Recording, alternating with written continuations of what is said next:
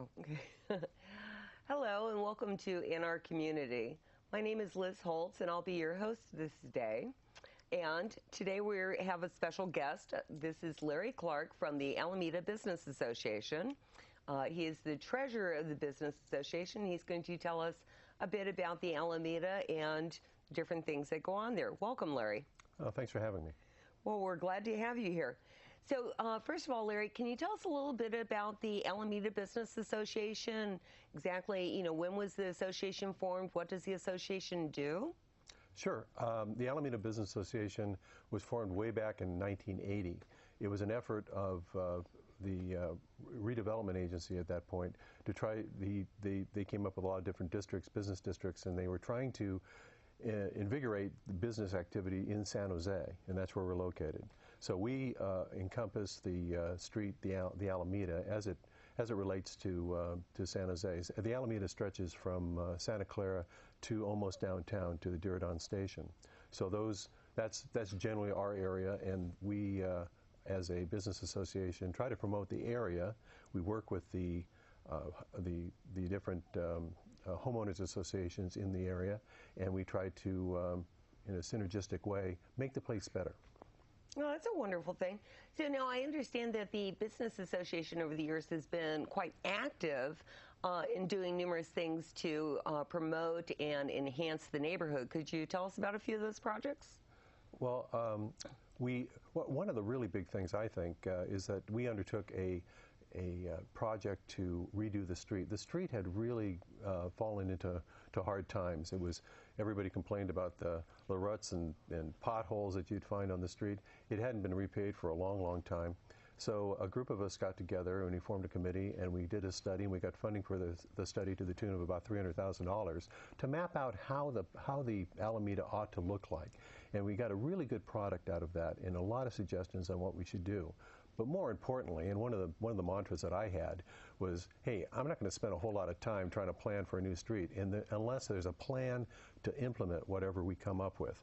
And it turned out, thanks to both the state and the city, we were able to get about $4.5 million to repave the street, put new islands in. If you go down the Alameda today, you'll notice there's a lot of trees in the median. It's a really nice place to be. And I think that's central to the mission of the Alameda Business Association, trying to facilitate the business that is on the street and try to attract other businesses to the street. One of the really great things is that Whole Foods has come to the Alameda in Stockton. It's like any shopping center. You have to have two anchor tenants, right? Mm-hmm. And so the Whole Foods serves as one end of our business district, and the other is sort of the already established center of our business district, which is at the intersection of Race and the Alameda. Mm-hmm. So now people have a reason to walk up and down the street, and when you get a lot of traffic up and down the street, you really have a sense of community, and people are coming down, they're staying in the area, they like to stroll with their kids and their pets, and I think that's what's happening to the Alameda right now. Yeah, well, and as part of that project, didn't you also have the sidewalks widened as well? So now there's areas where the restaurants actually have seating out on the sidewalks, for people to go and eat during the summer or to enjoy a cocktail outside. Well, it's interesting. The Alameda has always been a very wide street, mm-hmm. and it was by legislation back in the 1800s that they arrived at 115 feet to be the size of the Alameda, and that included these wide sidewalks that you allude to. Those have always been there. Mm-hmm. But what we were able to do in the process of wresting away control of the street from the state of California to local control was that we were able to make sure that we could use those sidewalks, because it was a state highway. It was State Highway 82, mm-hmm. and you can't have picnic tables on the side of a highway, can you? So by virtue of them ceding control of the street back to San Jose, we were able to, that is to say the restaurant owners on the street, were able to put their tables out on the sidewalk, and it's now becoming a very walkable, very nice place to be in the evening, going from restaurant to restaurant, from bar to bar. Yeah, and one of the things that you alluded to is the fact that the Alameda is a very historic area. So can you tell us a little bit about the history of the Alameda, the roadway called the Alameda? I'm glad you asked about the history, because that's been an important part of the Alameda and the Alameda Business Association. We published a book called The Alameda, the Beautiful Way, after doing some research on what the history of this street was. When I first moved my business to the Alameda, I knew that there was this great history, but I didn't really know what it was. And so we undertook the research, and the Alameda was actually originally came to be in 1799. And the reason the Alameda exists is that the good fathers at the then Mission Santa Clara wanted to persuade their parishioners to get to church on Sundays, but there wasn't really a good way to get there from San Jose. And so the fathers went out and with their neophytes, and they planted trees up and down the street. And that's why you have trees even today lining the street. They're also really interesting, I think, because it connect the other practical reason for having the street. And you'll notice that the street makes some abrupt turns. Right at Ray Street, you'll notice it makes an abrupt turn. What it's doing is it's following the gradient of the land right there, and they wanted to get water from the Guadalupe to the farmlands at the Santa Clara Mission, and there were canals on either side of the street. In fact, there were little boats, and they called them zanhasas, and they would go up and down. It would be a means of transporting goods back and forth between the Mission and the then Pueblo San Jose. And so there was a very practical reason why the street is very wide, and why it takes some abrupt turns, and why it's located where it's located.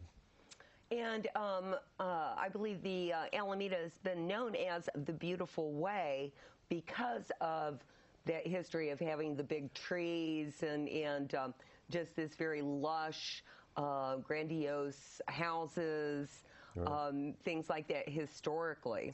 There was a book published in 1878 by the Ladies Benevolent Society, and they drafted, or they wrote a poem, an ode to the Alameda, and it was called The Alameda, the Beautiful Way, and it goes on for 36 pages, extolling the virtues of this street and the people that lived there and the houses that were existent there at that time. And it's a great thing to read, but also the pen and ink drawings of the houses and the trees and everything in this little book is a real treasure. Well, and even now, the Alameda area is very historical. I know that a lot of the homeowners in that area are very proud of the historic roots of the neighborhoods, that they've gone so far as to go through, and when they restore their homes, they've taken the extra steps to have their homes designated as historic sites, so that they will remain that way. You know, the neighborhood associations are extremely active in protecting that. But what are some of the other historical sites or historical things that have been in that area on the Alameda? Well, one of the really interesting things, to me anyway, was that there was an agricultural park that was brought into existence probably in the 1850s, and it was basically the county fair, basically, and it was right there on the corner of Race and the Alameda.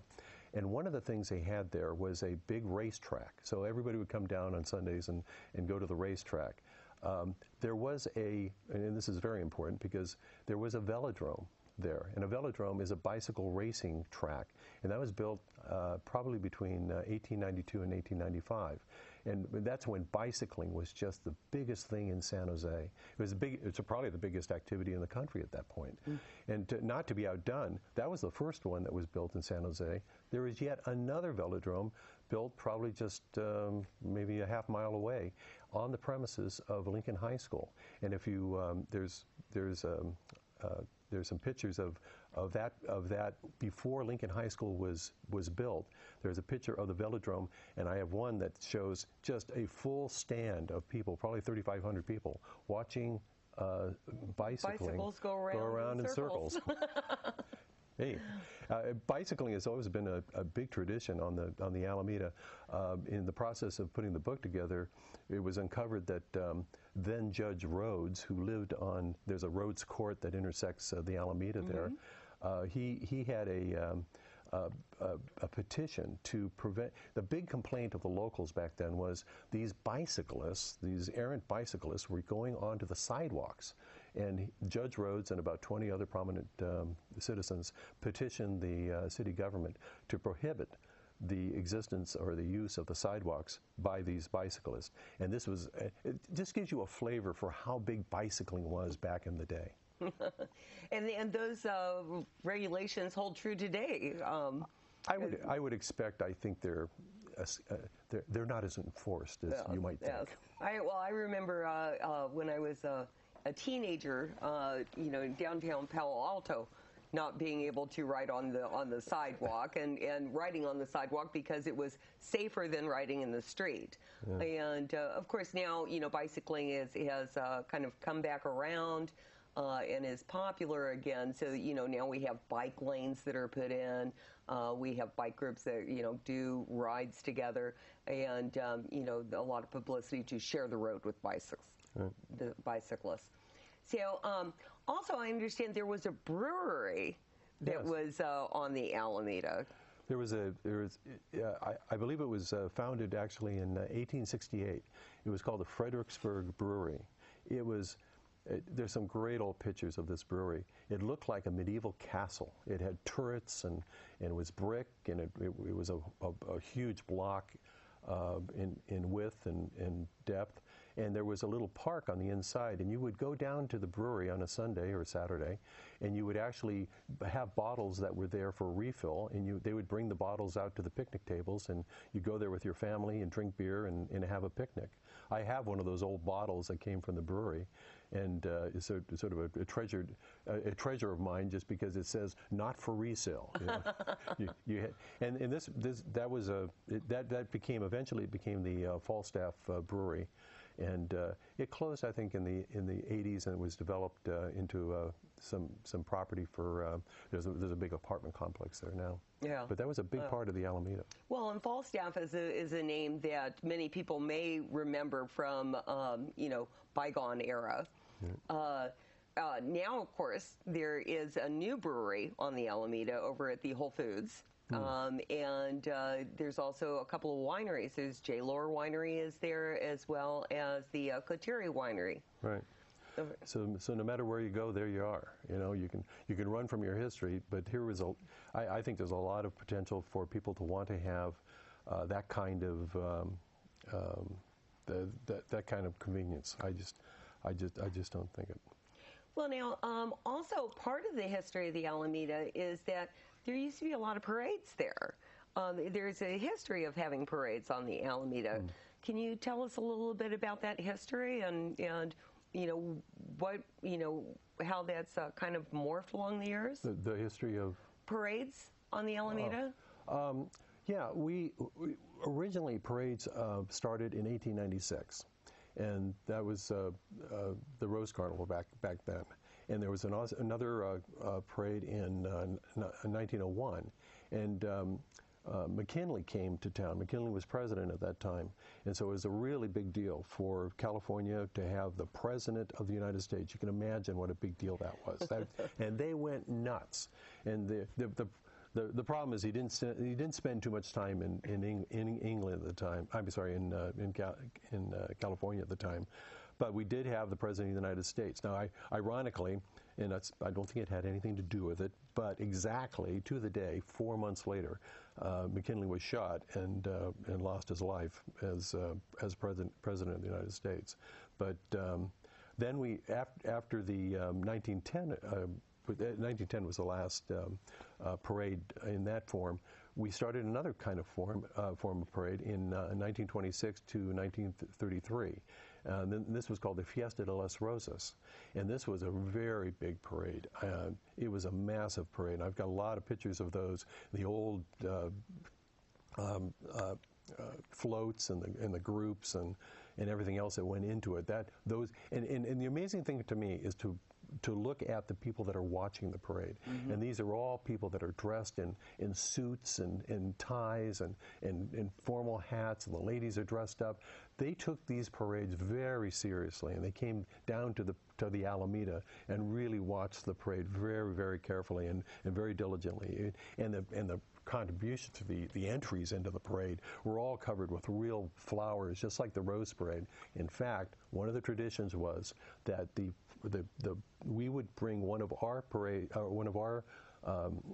floats down to Pasadena, and Pasadena would bring one of theirs up to ours because they were at different times of the year, and that would be May compared to January 1st, and so we would always have a Pasadena float in the Fiesta de las Rosas, and we would have one down in the Rose Parade. So that's the kind of, now in about 1933, the Depression sort of kicked in, and we didn't have, we had a problem there. But we have tried to restore this in our tradition with the Rose, White, and Blue Parade that we started now 9 years ago. We are in our 9th year. So what encouraged the Alameda Business Association to start up a parade? We were really tired of the farmers market. Is that a good answer? In truth, I had run the farmers market for the association. It was just a volunteer sort of thing, and it was okay. But I think, now look, going out there every Saturday, that's a lot of work. It's got to be easier just having a one-time only parade on the Alameda. That's got to be a lot easier. Well, and it sounds like you were influenced by the history of having parades on the Alameda. Oh, definitely. It was a logical place and a logical thing to do. Well, it turns out putting on a parade is a lot of work. We had, for instance, last year we had 115 groups in the parade. We had 2,000 people in the parade. We had tens of thousands of people coming out to see the parade.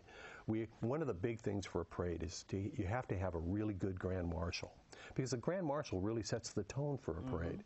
We've had some great ones. We've had Steve Wozniak. Steve Wozniak, if you're ever having a parade out there and you want a really good grand marshal, ask Steve Wozniak. He was absolutely fabulous. We put him on a float that looks like an Egyptian boat.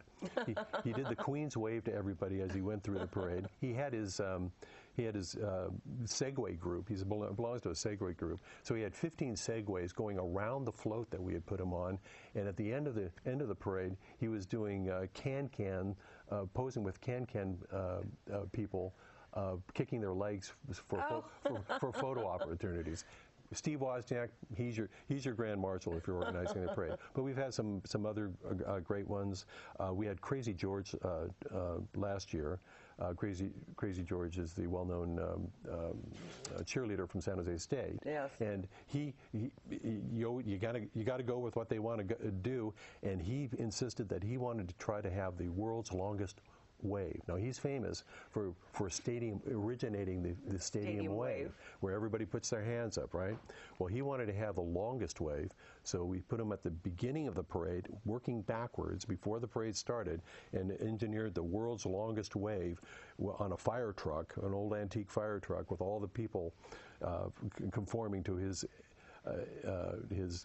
request for putting their hands up as the world's longest wave. We have a grand marshal for this year too, and I'm proud to announce that Beth Hayden is going to be our grand marshal.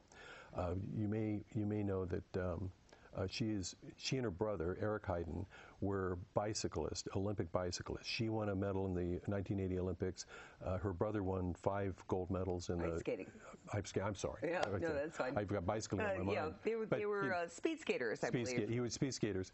The reason I started talking about bicycling is that they turned to bicycling right after their exploits in the world of speed skating, and they were both nominated into the Bicycle Hall of Fame, and are really royalty in terms of the bicycling world, and very, very well known. And Beth is just the nicest person. She lives here locally in Santa Clara Valley. She and her husband go off and do long bicycle rides even today. She has 3 kids. Just a really, really nice person, and she's going to be in our parade. She's going to be the grand marshal. She's going to really set the tone and be a highlight for us, I think. And I understand every year the parade has a different theme. So last year with Crazy George, it was the San Jose Spartans. Right. And this year, it's all about bicycles on the Alameda. Yes, it is. Last year we celebrated San Jose State University. We had the president in the parade. We had Crazy George in the parade. But this year we're going to have bicycling as the theme, and we're inviting all the bicycle groups to come in, join us actively, and we're going to provide decorations for the bicycles at the head end of the parade. You can come down with your bicycle, with your family, and you can decorate with crepe paper and put red, white, and blue in the tires, and or not tires, but the wheels, and I think it's just going to be a lot of fun. We're working with one group, and they are going to organize a bicycle ride at the end of the parade. So you ride kind of slowly through the parade to one point, about 1.5 miles or so. But at the end of the parade, if you're part of this group, you want to join in with this group, you can do like a 7-mile fun ride with your family and that sort of thing after the parade. In addition, we have a fair, we have a festival, and we have entertainment, and we're having tents and interesting things to come look at, a place for the kids to play. Food is available for from the local restaurants, and we set out picnic tables under the shade of the trees that are in front of the church that fronts the Alameda where the parade ends. And I also understand that there's some musical entertainment. Big Mike and the Heartbeats are going to be playing at the festival afterwards. They come highly recommended. We always have a really a fun time with our entertainment that goes up on the stage there at the end of the parade. It should be a good time. We also, this is very important, we have a stage set up. And there's a guy named Mike Hennessy. He's the car guy. The car guy. The car guy, and he has a TV show himself. And he goes out and interviews everybody in the parade. And because we have a lot of cars in the parade, it's a very germane to what he does. And we are sponsored this year, and it was last year as well. Umpqua Bank. Umpqua Bank has a local office. 225 Santa Clara Street, and they've just been a fabulous entity to. They really care about the community. I just have not seen this before. They even bring an ice cream truck. Yes, yes. And it's full of there's 1,000 ice creams that they give away in the course of the parade. Yeah, so if your kids weren't excited enough by the parade, we're going to give them sugar and get them really going. and to mitigate some of that, we're going to have the church as the Westminster Presbyterian Church, where the festival resides. They give out 1,200 hot dogs at the end of the parade as well. They go pretty fast, so you should get there early. But those are the kinds of things that happen at the parade. We're also going to have it's going to be televised with Mike there, of course, and we'll have some after the fact. You can even get a CD with the if you sign up for it with the CD of the parade itself. You might see yourself as a star. Yeah, and a lot of our viewers actually might be very familiar with Mike Hennessy and the Car Guy channel and stuff, because he's also broadcast here on KMVT Channel 15 here in Mountain View. Yeah, he's a great guy. He is a great guy. So also, now what about people that want to, obviously, come down to see the parade? Can you give us an idea? What's the parade route? Well, I was going to just make sure that people ask me, so when is the 4th of July parade? It is on the 4th of July. That's what I'd like to tell them, but I also want to tell them that it's on a Monday this year. So it starts at 10 o'clock. So the people that are in the parade get there about 8:30, so that we stage them and get them all in line and all that sort of thing. But it's important to know that it starts at 10 o'clock sharp. It's never been late. It's just one of those things that happen, and it probably goes probably an hour and a half. Everybody gets across the finish line about 11:30 or so, maybe 11:40, something like that. And then right then the festival starts, and we have all the festivities. I just wanted to make sure everybody knew what the timing of that is. And the route of the parade, of course, is it starts at Lincoln High School. That's 555 Dana Street in San Jose. It goes down Dana past the Rose Garden Park on Dana, and then it turns onto this fabulous, magnificent street, a residential street called University Avenue. And they've got, just great houses on either side. It's just a magnificent street. Goes all the way down and makes one other turn. So there's only two turns in the parade, all the way down to the Alameda. And then it turns right and then finishes in the business district there on the Alameda. Great. And I would assume we'd like to encourage as many people to come and participate, bring their groups, bring their trade clubs, sign up to participate in the parade. Where can they get that information? On the parade website? Yeah, you can go to rosewhiteblueparade.com, rosewhiteblueparade.com, and you can get all the information you'd want. Or there's phone numbers to call if you go to the website, and you can do that as well.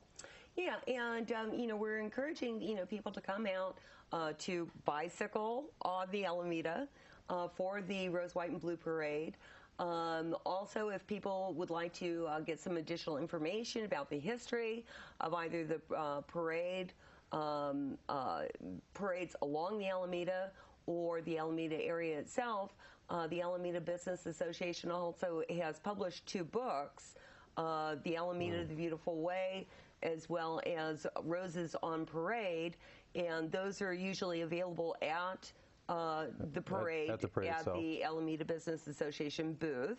Or you can email us at rwbparade@gmail.com. Okay. RWB, Rose, White, and Blue Parade @gmail.com.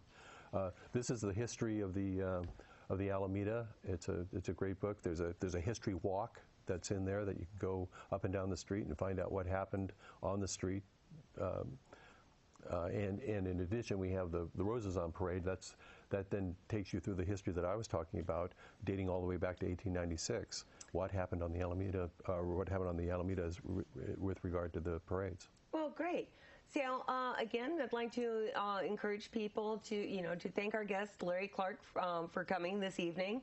I'd like to encourage our viewers to come down to the parade, check out the information. Again, the website is www.rosewhiteblueparade.com, and it's a great family festival in San Jose.